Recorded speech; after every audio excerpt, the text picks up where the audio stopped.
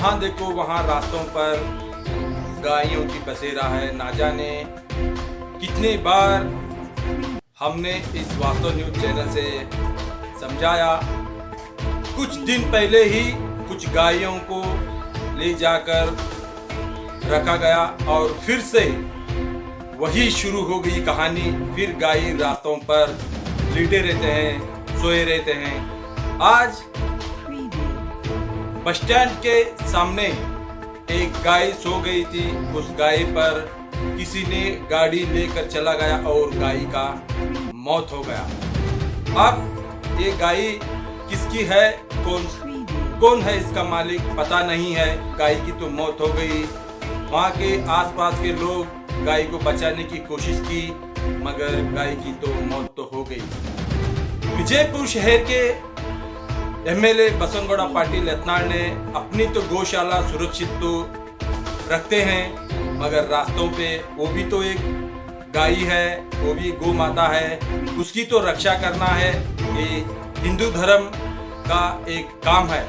मगर विजयपुर शहर में ना गोरक्षक है, ना गौशाला में ले जाते हैं गाय को, कुछ भी नहीं।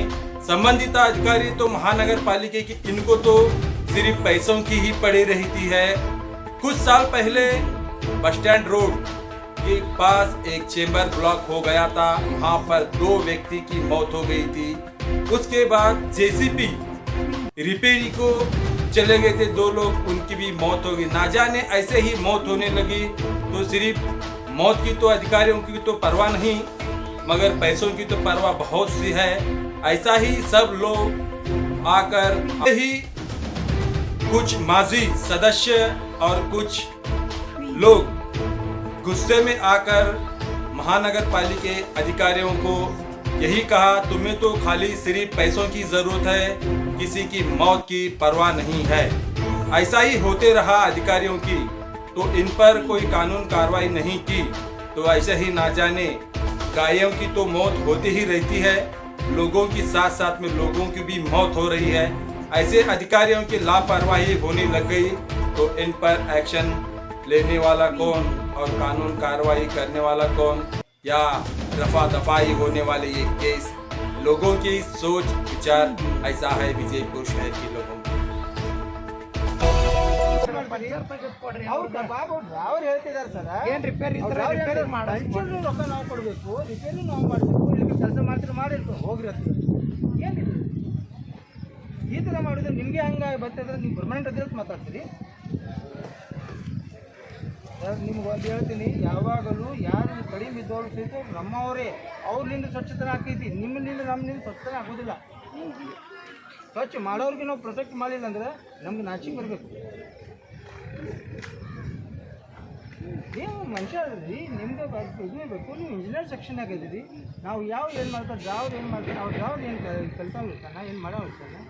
ಅವ್ನಿಗೆ ಪಂಚಾಯತ್ ತಗೊಳ್ಳಿ ಕೆಲಸ ಮಾಡ್ತಾರೆ ಮಾಡಿರ್ತಾನೆ ನಡಿ, ಅವ್ರ ಅಪ್ಪನ ಮನೆ ಅದು. ಅವ್ನ ಪದಾರ್ಥ ಸಂಬಳ ಸಿಗ್ತಾ ಇಲ್ಲ, 6 ತಿಂಗಳ ಸಂಬಳ ಇಲ್ಲ, ಅದರ ಬಗ್ಗೆ ಕಾಳಜಿ ಅಂತೂ ಇಲ್ಲೇ ಇಲ್ಲ. COD ತನಿಖೆ ಮಾಡಿಸ್ಬೇಕಿತ್ತು. ಈಗ ನಾನೇ ಉಗ್ರ ಹೋರಾಟ ಮಾಡ್ತೀನಿ, ಬರೀತೀನಿ ಅದ್ರ ಬಗ್ಗೆ. ಯಾಕಂದ್ರೆ ನೀವು ಇಷ್ಟು ಅಲಕ್ಷ್ಯ ಮಾಡ್ತೀರಿ. ಒಂದು ರೊಕ್ಕ ಕೊಟ್ಟವ್ರಿಗೆ ಈಗ ಜಗದೀಶ್ ನಾವು ಇದ್ದ ಹೋಪ್ಲೆಸ್, ಅವನು ಎಲ್ಲ ರೊಕ್ಕ ತಿಂದು ಯಾರ್ಯಾರು ಅಪಾರ್ಟ್ಮೆಂಟ್ ಮಾಡ್ಬೋದು.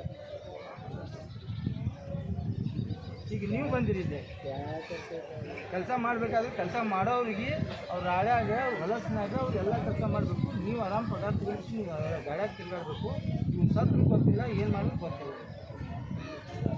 ಅದಕ್ಕೆ ಇಂಜಿನಿಯರ್ ಯಾರು ಗ್ಯಾರೇಜ್ ಒಳಗೆ ಇಂಜಿನಿಯರ್ ಅದು ಅವರ ಹಣ ಅವರ ಇದು ಏನೂ ಇಲ್ಲ. ಇವರು ಅಧಿಕಾರಿಗಳಿಗೆ ಅವ್ರಿಗೇನು ಬೇಕಪ್ಪ ಅಂದ್ರೆ ಹಣ ಬೇಕು.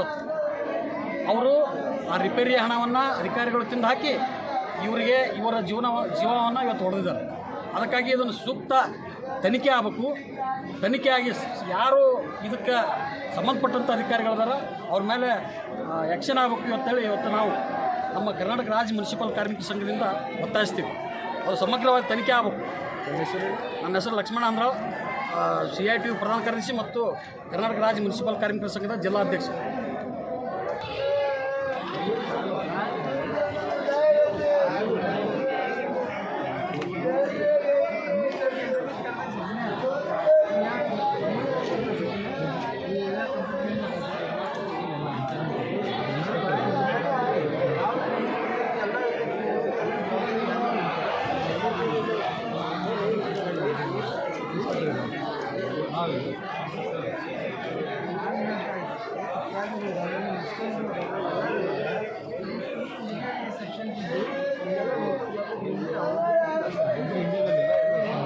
ಎಲ್ಲ ಟೀಮ್